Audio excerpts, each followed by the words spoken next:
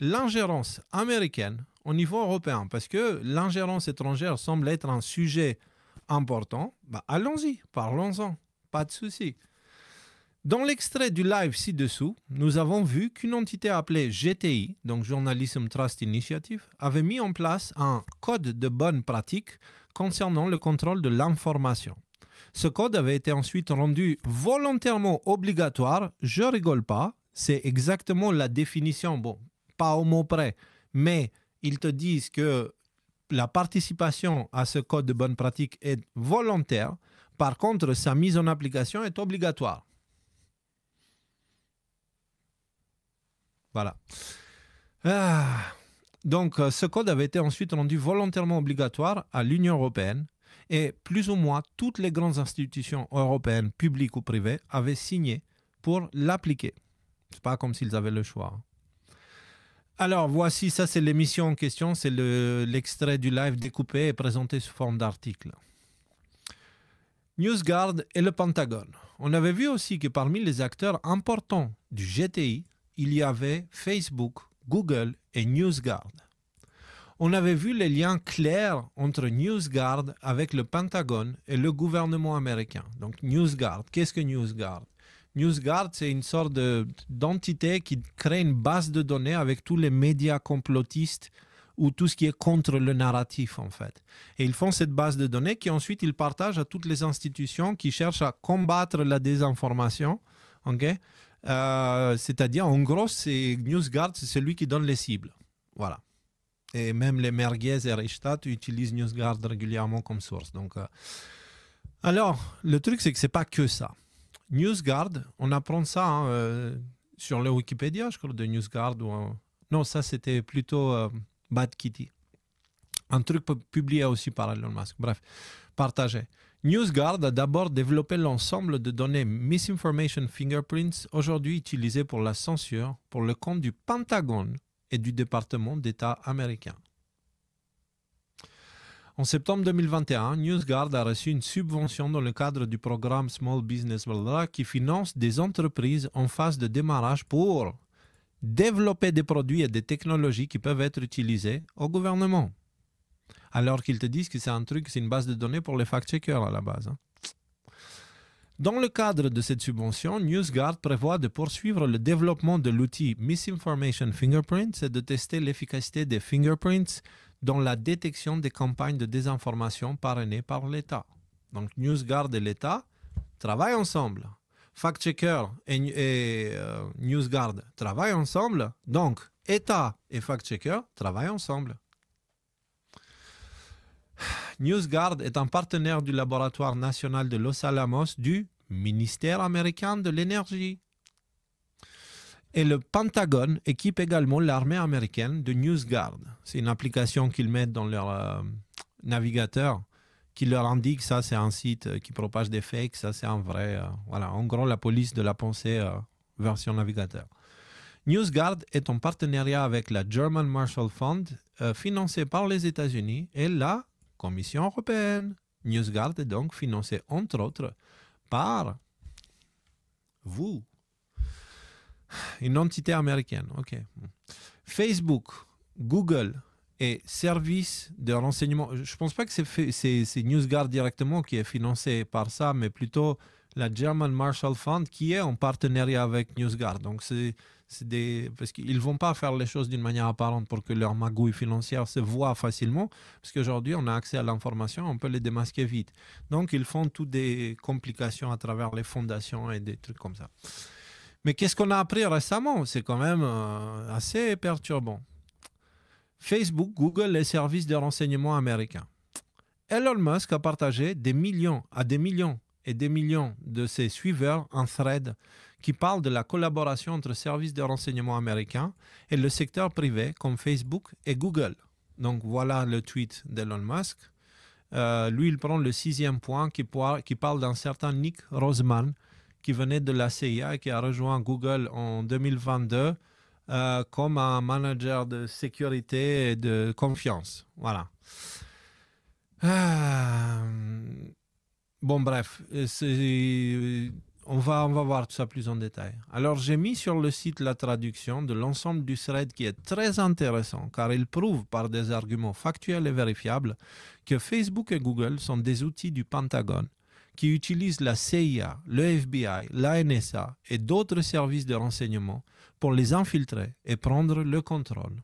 Je vous lis juste le début du thread pour vous donner une idée. Donc, voici la traduction. Hein, si vous cliquez dessus, bon, j'aurais pas dû cliquer dessus, mais bon, voilà, on va aller à la source directement du coup. Voilà l'article en question, la traduction, et on commence avec la toute première partie, le tout premier, ok? Google et Meta fonctionnent comme des extensions de la communauté du renseignement américain. Jacqueline Lepore, responsable de la confiance et la sécurité chez Google, et Aaron Berman, responsable de la politique en matière de contenu électoral et de désinformation chez Meta, sont tous deux des officiers de carrière de la CIA. Ce qui souligne le contrôle substantiel de la CIA sur la censure en ligne. Pourquoi cette porte tournante CIA et Big Tech, on peut dire les GAFAM carrément, hein, Google, Amazon, Facebook, Apple et merde, non c'est quoi M, bref, Microsoft, où des officiers de carrière de la CIA exercent le pouvoir de censure et décident de ce qu'est la désinformation. Est-elle délibérément occultée dans le débat plus large sur la censure? Pourquoi des officiers de carrière de la CIA comme Jacqueline Lepore et Nick Rossmann, qui ont tous deux un passé de diffuseurs de fausses informations et de promoteurs de la théorie de complot Russiagate, occupent-ils aujourd'hui des postes à responsabilité au sein du département Trust and Safety, donc confiance et sécurité, de Google, où ils décident de ce qu'est une fausse information et supervisent la modération du contenu?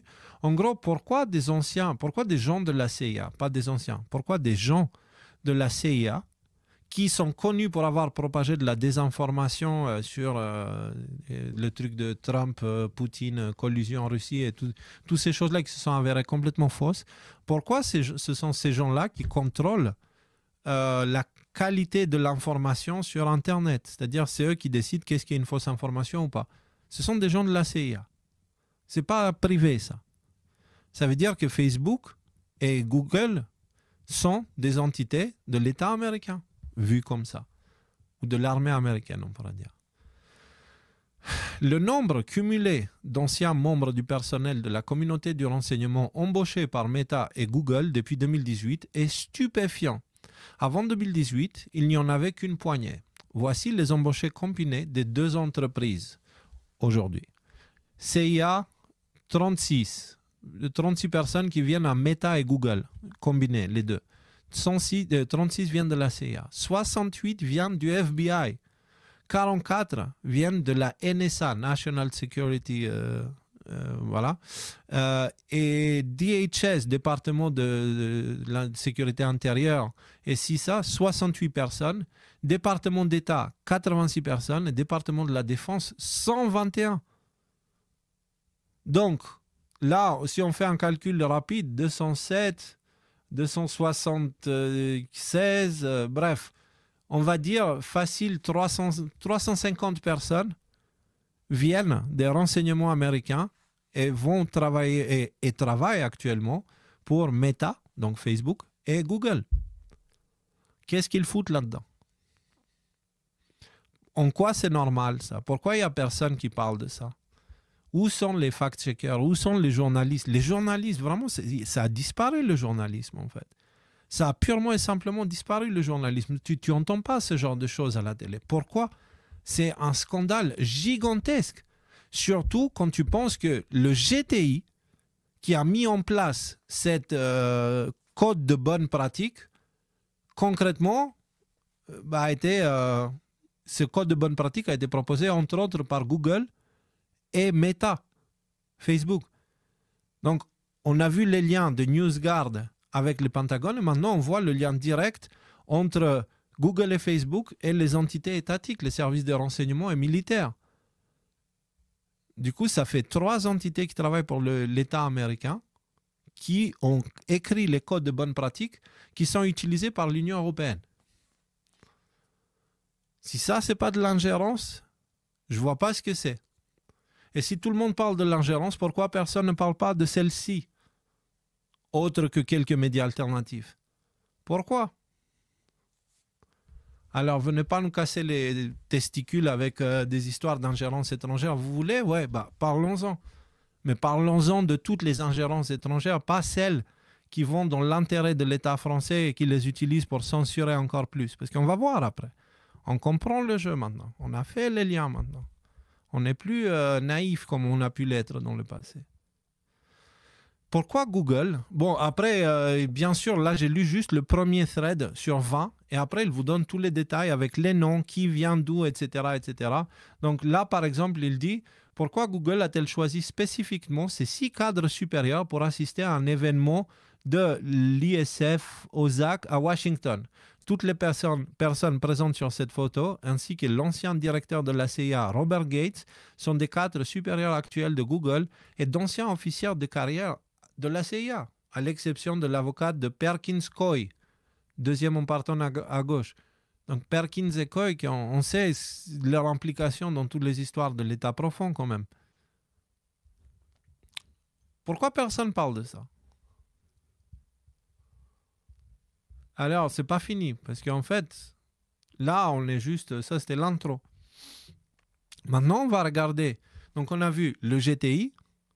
Un des membres importants du GTI, c'est NewsGuard, qui est une entité qui est en contact avec, enfin, en connexion, liaison et travaille avec le Pentagone. Et on a vu aussi Google et Facebook, et Meta, qui travaillent avec le gouvernement américain et le Pentagone et tous les services de renseignement. Ça fait beaucoup déjà. Mais ce n'est pas tout, parce que Reporters sans frontières, c'est l'entité qui est à l'origine du GTI et qui, je crois, jusqu'à présent, gère jusqu'à aujourd'hui le GTI. Alors, sur le site du GTI, qui a mis en place ce code de bonne pratique, on apprend que l'institution a été initiée par Reporters sans frontières. Et donc, vous avez ici l'extrait qu'on avait vu dans la vidéo sur le GTI. L'initiative pour la confiance dans le journalisme a été lancée et est gérée par l'ONG Reporters sans frontières.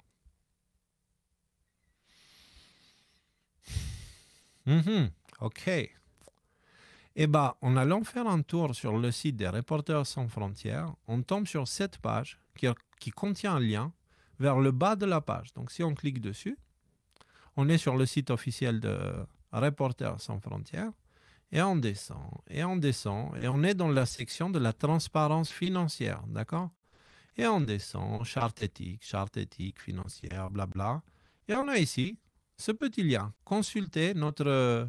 Attendez, je vais vous le traduire avec un traducteur. Consultez nos derniers rapports d'activité et les rapports d'audit à la fin de cette page. Et donc, vous allez cliquer sur cette page-là. Hop, donc voilà, parce que l'écran n'était pas partagé, donc on est ici. Je clique sur cette page-là et on arrive au rapport annuel. Allez, rapport annuel, tranquille-toi. Ouvre-moi ce rapport. Bon, c'est pas grave, parce que je l'ai téléchargé exprès. Je n'ai pas envie que ça sorte des trucs... Hop, voilà. Donc, le lien, il est ici, qui vous emmène au rapport directement, ok? Et sinon, j'ai téléchargé le rapport.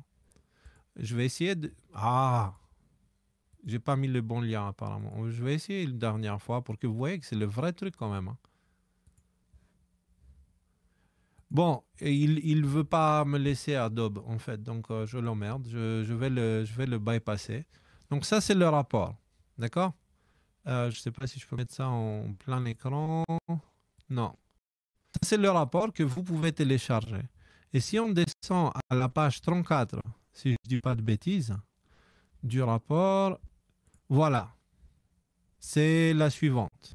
Alors ici, je ne sais pas le faire pour agrandir un peu. Hop, voilà. Ici, vous avez toutes ces choses-là, d'accord? Ces compagnies, les partenaires, etc.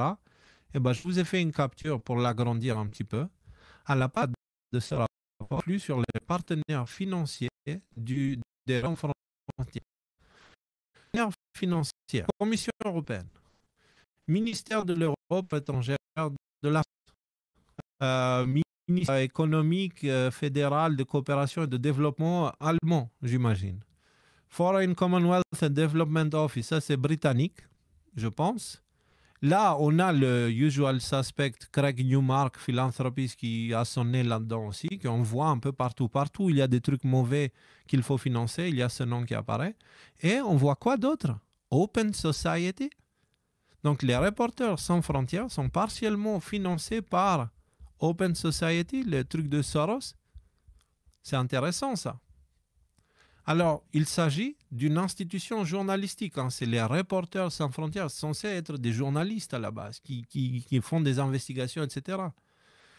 Et les journalistes n'ont pas censé travailler avec le gouvernement, qui pourtant se trouve entouré ces journalistes se trouvent entourés d'institutions étatiques nationales et européennes. Un journaliste qui travaille avec l'État et qui est financé par l'État n'est pas un journaliste, mais un propagandiste. Là, c'est toute l'institution qui est couchée devant les gouvernements, pas le, mais les gouvernements. Et là, c'est l'institution des journalistes, Reporters sans frontières, qui est couchée. Commission européenne, ministère de la France, Allemagne, britannique. Couchée devant. Parce qu'un journaliste qui travaille avec l'État, comment il pourrait critiquer l'État? Comment il pourrait remettre en question les décisions de l'État? Et vous remarquez que ça fait un certain temps que les médias n'ont pas fait un vrai travail de remise en question du système ou de la politique. Ils sont en mode full propagande, full propagande. Pourquoi? Parce qu'ils pratiquent le code de bonne pratique qui est écrit par le GTI. GTI qui est Pentagone, gouvernement américain, renseignement américain, et qui arrive en Europe à travers des entités comme Alliance for Europe, qui sont des institutions des ONG, en fait. Voilà. Donc, ce qui est encore plus anormal que la participation des gouvernements, c'est la présence de Open Society Foundation, une fondation de George Soros qui n'a vraiment rien à faire là, surtout quand on se penche sur le nom Soros. Les ONG et les fondations semblent être des outils puissants pour passer au-dessus des démocraties et l'intérêt du peuple. N'oublions pas que dans les partenaires du GTI, il y a aussi France TV, AFP et AP, organisations qui sont des sources d'information centrales pour le narratif mainstream. En comprenant les liens entre le Pentagone, le gouvernement américain, les services de renseignement américains, les institutions privées américaines et les façons que ces derniers se permettent d'imposer des choix politiques qui impactent le peuple européen à travers le code de bonne pratique du GTI, nous pouvons commencer à voir l'ingérence américaine au niveau européen. Et là, on est juste en train de flotter sur la surface. Mais si vous prenez le temps d'aller chercher ces entités, les partenaires de ces entités de confiance journalistique et de mon cul sur la commode, vous allez halluciner. Tout est ouvert, tout est clair, tout est devant les yeux de tout le monde, en fait. Donc, vous voulez qu'on parle d'ingérence étrangère? Allons-y, faisons-le. Parlons de l'ingérence américaine au niveau de la politique française et plus largement la politique européenne. Parlons-en.